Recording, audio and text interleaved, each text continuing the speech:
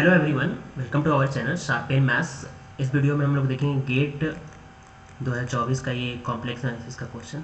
ठीक है, तो पढ़ते हैं। Consider the following condition on a function. एक फंक्शन है सी से सी में जो ये कंडीशन को सेटिस्फाई कर रहा है, जो कि mod of F Z is equal to 1 है। कहाँ पे? वो सारे कॉम्प्लेक्स नंबर पे जिसका इमेजनरी पार्ट 0 और इस कंडीशन का नाम पी दे दिया गया है। तो यहाँ से बोल सकते हैं वो जो फंक्शन है सी से सी में जिसका डोमेन्स पूरे कॉम्प्लेक्स प्लेन है, वो रियल एक्सिस को यूनिट सर्किल पे मैप कर रहा है, ऐसे बोल सकते हैं। ठीक है, क्योंकि अगर सारे कॉम्प्लेक्स नंबर प्लेन में देखें जिसका इमेजनरी पार्ट 0 हो, वो तो रियल एक्सिस आएगा। तो रियल एक्सिस पे क्या कर रहा है, उसको मैप कर दे रहा है यूनिट सर्किल में। बाकी कॉम्प्लेक्स प्लेन के और सब वैल्यू को कहाँ मैप कर रहा है ये नहीं पता, बट सिर्फ ऐसा फंक्शन है जो ये कंडीशन को सेटिस्फाई कर रहा है। तो बोला जा रहा है कि कौन सा फॉलोइंग करेक्ट होगा। There is non constant analytic polynomial मिल जाएगा जो कि पी को सेटिस्फाई करेगा। Every entire function F satisfying P is a constant function, जो इसको सेटिस्फाई करेगा कांस्टेंट होगा। अगर कोई entire function, every entire function F जिस जो सेटिस्फाई करेगा पी को, नो जीरोज होगा। There is an entire function F satisfying P with infinitely many zeros.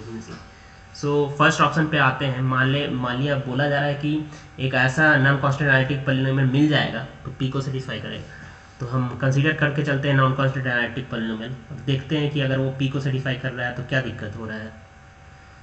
अगर हो जाएगा तो ट्रू हो जाएगा, बट ऐसा नहीं है कि हम लोग कांस्टेंट एक एग्जांपल ले लिए F Z is equal to 1, देख रहे हैं कि ये सेटिस्फाई कर रहा है और ये एक एग्जांपल के थ्रू सेटिस्फाई कर रहा है। तो इसका मतलब ये थोड़ी है कि नॉन कांस्टेंट ऐसा पॉलिनोमियल नहीं मिलेगा, ये गारंटी दे देगा। Is example not correct way ना।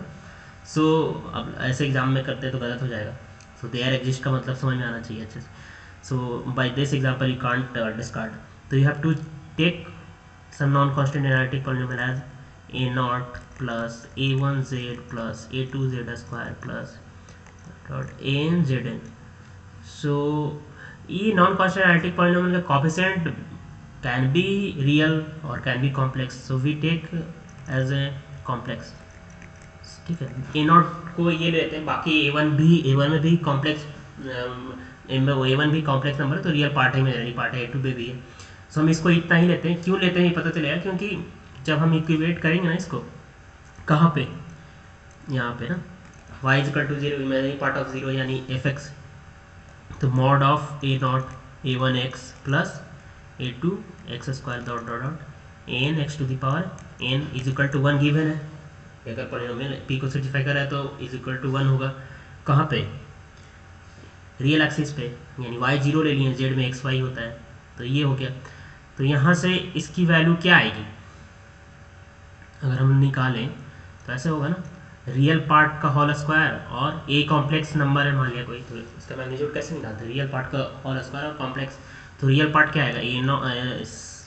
B naught square plus C naught square, A naught के करस्पॉन्डिंग। फिर a1x में, a1 में भी कॉम्प्लेक्स है, इमेजिनरी है, तो जो भी रियल पार्ट आएगा उसमें x से मल्टीप्लाई करके होल स्क्वायर आएगा। ठीक है, उसी तरह 8 और फिर जो कॉम इमेजिनरी होगा उसमें भी 1 से मल्टीप्लाई किया होगा, तो समथिंग समथिंग आएगा, है ना। यहाँ पे ये नहीं क्यों लिख रहे हैं अभी पता चलेगा आपको। इज इक्वल टू 1 है, इसका मतलब क्या हुआ कि अगर इसको सॉल्व करें तो इसके लेफ्ट पार्ट में, लेफ्ट साइड में x का कॉफिशेंट है, लेकिन राइट साइड में x वाला टर्म ही नहीं है। इसका मतलब इक्वेट करेंगे तो f का टर्म 0 होना चाहिए। x का टर्म मतलब x के कॉफिशेंट, x वाले टर्म का कॉफिशेंट, यानी a1 बराबर a2 बराबर डॉट डॉट सब an इज इक्वल टू 0 होगा। बचेगा only this b naught square plus c naught square is equal to 1। So whatever be the polynomial that will be only constant polynomial. ठीक है, A naught जिसका magnitude जो real axis को unit circle पे map करेगा, that is ये क्या है, A naught is equal to 1, मतलब ये ए नॉट एक कॉम्प्लेक्स नंबर है तो यूनिट सर्किल मैप कर रहा है। इसका मतलब यहाँ से क्या आ गया, F Z is equal to A naught is a constant polynomial. So non constant polynomial यहाँ से प्रूफ हो गया कि नहीं एग्जिस्ट करेगा। ठीक है, सो बाई वन एग्जाम्पल नहीं आप बोल दो कि कांस्टेंट ले रहे हैं जो इसको सेटिस्फाई कर रहा है तो नॉन कांस्टेंट नहीं करेगा, ऐसे कैसे बोल सकते हैं? कांस्टेंट नॉन कांस्टेंट दोनों एक साथ कर सकते हैं। सो नॉन कांस्टेंट एग्जाम्पल से नहीं बोल सकते, बट यहाँ से हो गया कि नॉन कांस्टेंट पॉलिनोमियल ही सेटिस्फाई करेगा। बी ऑप्शन बोल रहा है कि every entire function F satisfying P is a constant function. जो भी इंटायर फंक्शन इसको सेटिस्फाई करे वो कांस्टेंट ही हो सकता है, इसके अलावा कुछ नहीं हो सकता है।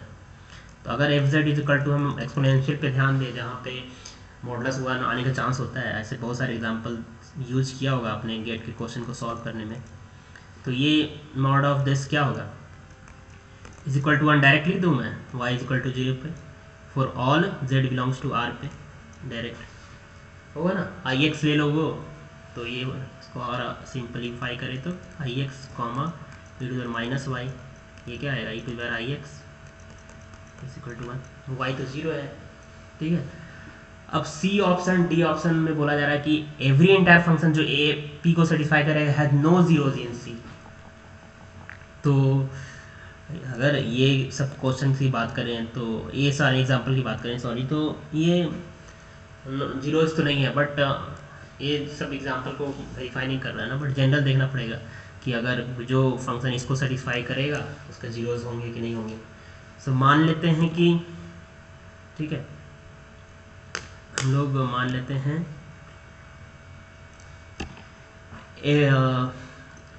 सम फंक्शन एफ जेड है जो इसको सेटिस्फाई कर रहा है, यानी mod of F Z is equal to 1 for all Z is equal to X और for all Z belongs to are.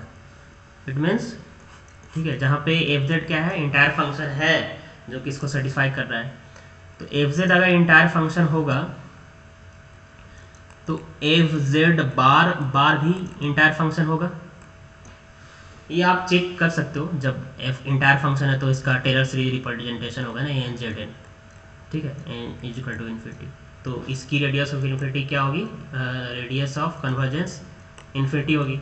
अब जब ये लोगे तो Z bar to the power bar whole bar ले लोगे ना, तो इसकी भी रेडियस ऑफ कन्वर्जेंस इन्फिनिटी आएगी। यहाँ से चेक कर सकते हो, अगर कोई इंटायर फंक्शन है तो इसका Z bar F of Z bar का होल बार लेते हैं, वो भी क्या होता है, इंटायर फंक्शन होता है, ठीक है। तो अगर हम लोग इसको लिखें, है ना, इसको लिखें तो mod of F Z whole square is equal to क्या आएगा, मॉड ऑफ एफ जेड, नहीं क्या लिख सकते हैं, एफ जेड इंटू एफ, आप एक्स में लिखो, एक्स में टर्म में कन्वर्ट करके, ठीक है। सो ये क्या है, mod of F X whole square है, तो इसको क्या लिख सकते हैं, F X into F X bar for all belongs to, for all Z belongs to R. इसके लिए तो ये है, तो यहाँ से एफ एक्स बार और जेड बार दोनों इक्वल होगा, है ना। एक्स का पार्ट में कंजुगेट करने से कोई चेंजिंग नहीं आएगा। सो इसका मतलब हो गया कि, और इसको लिख सकते हैं एफ जेड बार का whole bar is equal to 1, कहाँ पे, for all Z belongs to R. So real axis पे जो फंक्शन गिवन है वो इसको सेटिस्फाई कर रहा है ना। और ये फंक्शन क्या है, इंटायर फंक्शन है, एफ जेड इंटायर था और एफ जेड बार का होल बार भी इंटायर है, तो ये दोनों का प्रोडक्ट भी इंटायर होगा। सो इंटायर फंक्शन है जो कि पूरे रियल एक्सिस पे 1 है ना। तो ये आइडेंटिटी थ्योरम को सेटिस्फाई करेगा, इंटायर फंक्शन है, इंटायर फंक्शन आइडेंटिटी थ्योरम को सेटिस्फाई करेगा कब, जब जैसे ये इसकी वैल्यू 1 हो, ये कहाँ पे, रियल एक्सिस पे, और इसके रियल एक्सिस का लिमिट पॉइंट कॉम्प्लेक्स प्लेन में भी बिलोंग कर जाएगा। तो इसका मतलब ये एफ जेड बार का whole bar is equal to 1 होगा for all Z belongs to C. अगर हम डायरेक्ट इसको करते, जैसे मैं यहाँ पे लिखा था ये चीज़, ये नहीं कर सकते थे क्योंकि एफ जेड इंटायर है तो एफ जेड बार इंटायर होगा, नहीं होगा ना, जेड बार का टर्म आ जाएगा तो ये इक्वेशन सेटिस्फाई नहीं करेगा।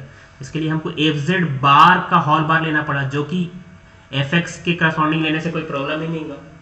अब ये पूरे सी में का गारंटी दे दिया, यहाँ से अब बोलो कि जो फंक्शन पूरे सी में एफ जेड बार का whole bar is equal to 1 को सेटिस्फाई कर रहा है, क्या उसके पास जीरोज होंगे? पूरे कॉम्प्लेक्स प्लेन इसका वैल्यू 1 है, नॉन जीरो है दोनों का प्रोडक्ट, तो जीरो जैसे ही एक वैल्यू दे देगा तो पूरा जीरो हो जाएगा, तो कंट्राडिक्ट कर जाएगा। तो यहाँ से क्या हो गया कि no zeros in C, so that's why no zero in C वाला ऑप्शन करेक्ट हो जाएगा। सी, डी भी गलत और बी भी गलत है ना, इससे ही आई थिंक ये आपको ये क्लियर हो गया। Okay, thank you.